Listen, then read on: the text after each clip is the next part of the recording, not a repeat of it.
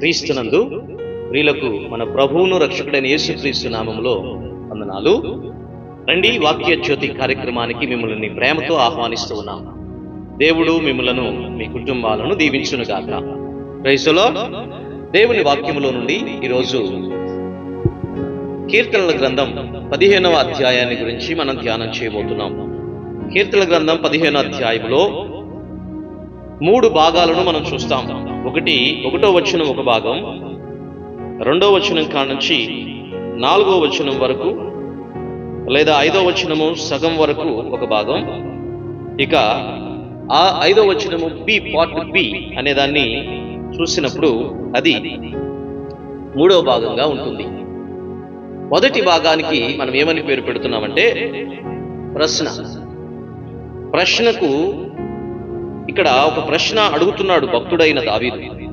ఏమని ప్రశ్నిస్తున్నాడు అనంటే, ఎవరు నీ గుడారములో అతిథిగా ఉంటాడు? రెండవది, నీ పరిశుద్ధ పర్వతం మీద నివసింపదగిన వాడెవడు? ఏమండి, ఈ 2 ప్రశ్నలు ఇక్కడ మనకి గమనిస్తాం. ఇక ఈ ప్రశ్నలకు జవాబుగా ఎవరు, who are living in the holy mountain, పరిశుద్ధ పర్వతం దగ్గర ఎవరు నివాసం చేస్తారు అనే ప్రశ్నకు జవాబును 2వ వచనం కానుంచి మనం చూస్తాం. ప్రమాణాలు పాతో మొదలవుతున్నాయి. 3 పాలు గురించి మీకు జ్ఞాపకం చేస్తాను. నెంబర్ 1 ప్రశ్నలు, 2వది ప్రమాణాలు, 3వది ప్రతిఫలం. ఏంటి ఈ ప్రతిఫలం అంటే, ఈ ప్రకారం 5వ వచనం, ఈ ప్రకారముగా చేయవాడు ఎన్నడును కదల్చబడడు. ఈ ప్రకారంగా చేసేవాళ్ళట కదల్చబడరట. దేవుని సన్నిధిలో, దేవుని రాజ్యములో, దేవుని ఇంటిలో కదలని ఒక ప్రత్యేకమైన స్థానాన్ని కలిగి ఉండాలని మీకు జ్ఞాపకం చేస్తున్నాను. కాబట్టి ఇప్పుడు మొదటి భాగాన్ని జ్ఞాపకం చేస్తున్నాను. చూడండి, యెహోవా నీ గుడారములో అతిథిగా ఉండదగిన వాడెవడు? నీ పరిశుద్ధ పర్వతం మీద నివసింపదగిన వాడెవడు?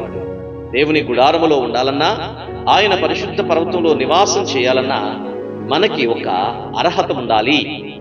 ఆ అర్హత ఏంటి అనంటే, మన అంతరంగ పురుషుడు, లేకపోతే మన ఆత్మ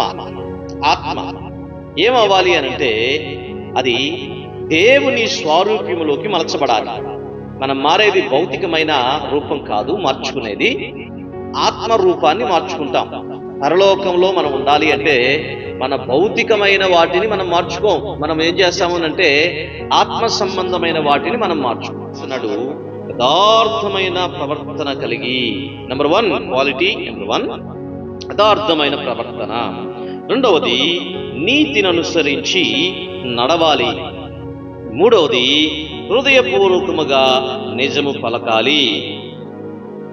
చూడండి, అతనికి ఉండాల్సిన ప్రమాణాలు ఏంటి అనంటే, the first one is the integrity, second one is righteousness, third one is the truth. Who are the followers of the truth? ఎవరైతే సత్యాన్ని అనుసరించి నడుస్తారో వారు మాత్రమే ఆ పరిశుద్ధ పర్వతం దగ్గర నివాసం చేస్తారు. కాబట్టి ఈరోజు మనం అర్థం చేసుకోవాల్సింది ఏంటి అనంటే, ఉండవలసిన లక్షణాలు లేదా ప్రమాణాలు అని చెప్తున్నాం కదా. ఏ ప్రమాణాలు ఉండాలి? పరిశుద్ధ పర్వతం మీద నివసించాలంటే మనకి యథార్థత ఉండాలి. యథార్థతకు ఉదాహరణ ఎవరు అనంటే, యథార్థత కలిగిన వాడు దావీదు. యథార్థ హృదయం కలిగిన వాడు, యథార్థముగా సుబుద్ధి కలిగి అని చేసిన వాడు. అందుకనే 78వ కీర్తన 72వ వచనంలో అంటాడు దేవుడు, నేను ఒక మనుష్యుణ్ణి కనుగొన్నాను, ఆయన పేరు ఏంటి అనంటే దావీదు.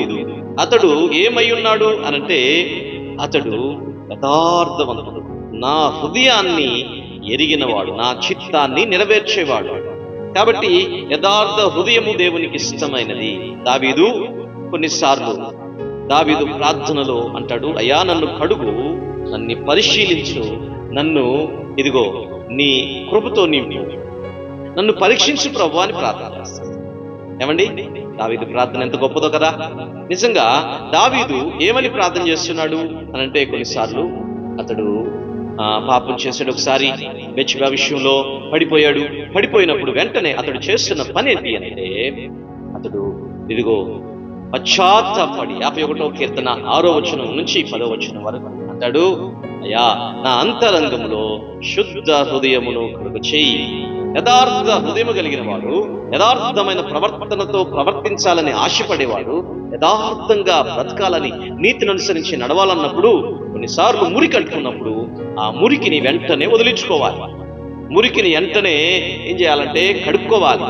దేంతో కడుక్కోవాలి అనంటే దేవుని వాక్యం చేత కడుక్కోవాలి. దేవుని వాక్యం చేత కడగబడాలి. కడగబడని జీవితమే దేవునికి ఇష్టమైనది.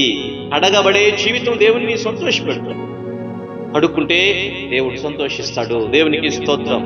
ఇంకా ఎవరున్నారు అనంటే యథార్థ హృదయం కలిగి ఆ నీతిని అనుసరించి నడిచిన వారు ఎవరున్నారయ్యా అనంటే, నీతిని అనుసరించి నడిచిన వారిలో నోవాహు ఉన్నాడు.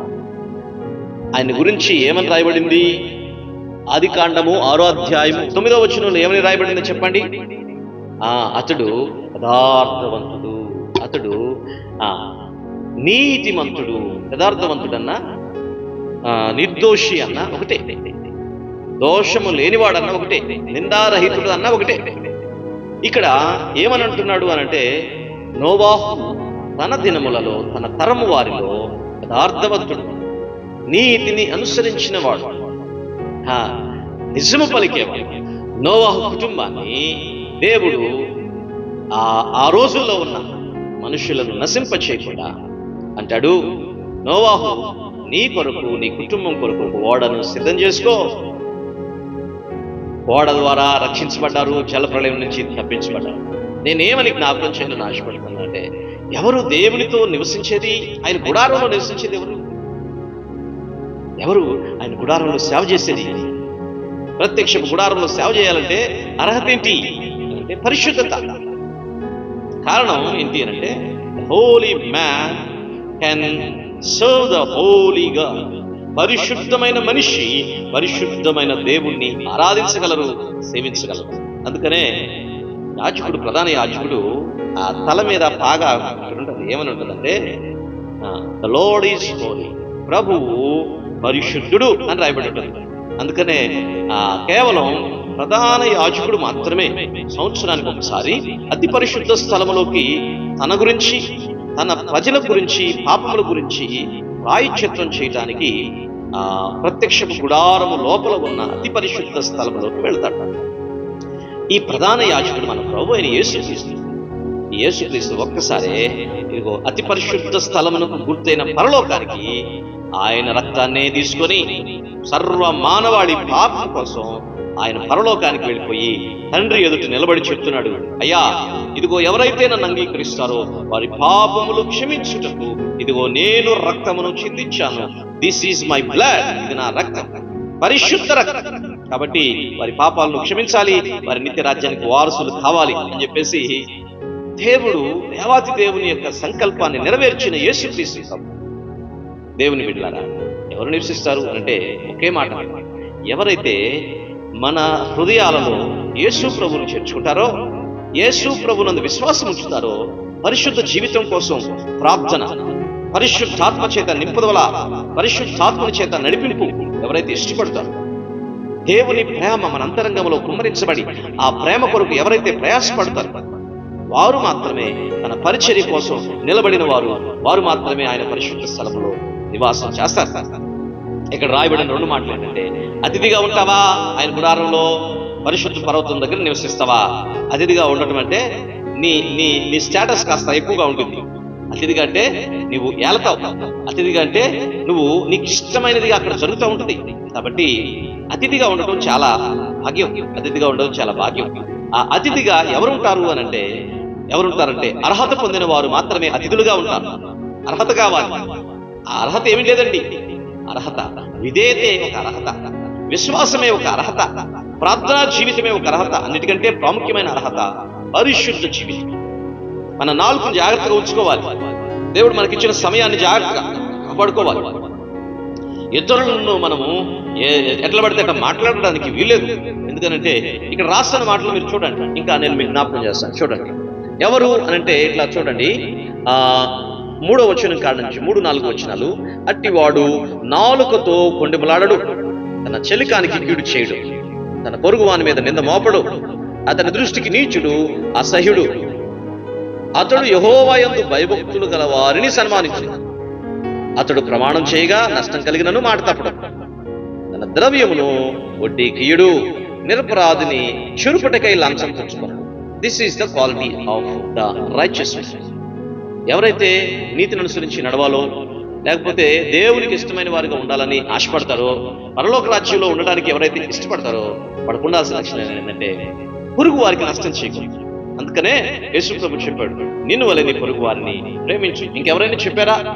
నిన్ను వలె నీ పొరుగు వారిని ప్రేమించి బ్రతికిన మనుషుడు ఎవరైనా ఉన్నారా ఈ లోకంలో? అంటే దేవాది దేవుడే మానవుడిగా దిగి వచ్చి యేసు ప్రభు తప్ప ఆ పని చేసింది ఇంకెవరు కనిపించరు. అందుకని ఆయన అనుసరించి నడిచే మనం కూడా పొరుగు వారిని ప్రేమించడం మనం నేర్చుకుంటాం. నాకు తెలిసి చాలా మంది క్రిస్మస్ వచ్చినప్పుడు వారింట్లో బట్టల కంటే మరి బలహీనంగా ఉన్న వారింట్లో బట్టలు కొని పంచిపెట్టేవాళ్ళు చాలా మంది ఉన్నారు. కారణం యేసు ప్రభు చెప్పిన మాట. కొన్నిసార్లు కొంతమంది దేవుని బిడ్డలు, దేవుని అందులో భయభక్తులు కలిగిన వాళ్ళు తమ పుట్టినరోజులు ఎలా చేసుకుంటారో మీకు తెలుసా? వాళ్ళు విధవరాళ్ళ దగ్గరికి వెళ్ళి, విడో హోమ్స్ ఉంటాయి కదండి, అక్కడికి వెళ్ళి వాళ్ళు పుట్టినరోజులు చేసుకుంటారు. కారణం ఏంటి అని అంటే తన వల్లే తన పొరుగు వారిని ప్రేమించడం వాళ్ళకి ఇష్టం. కొంతమంది అనాథాశ్రమానికి ఆహారాన్ని తయారు చేసి పంపిస్తారు. కారణం ఏంటి అని అంటే తన వల్లే తన పొరుగు వారిని ప్రేమించమని ప్రభు చెప్పాడు. వారి ప్రభు చెప్పింది వారు పాటిస్తూ ఉంటారు. పేదలను పట్టించుకుంటారు, బలహీనలను పట్టించుకుంటారు, దిక్కుమాలిన వారిని పట్టించుకుంటారు, నరకానికి వెళుతున్న వారిని పట్టించుకుంటారు, వారి కోసం ప్రార్థన చేస్తారు. అదే యేసు ప్రభు చెప్పాడు. That is the real Christianity.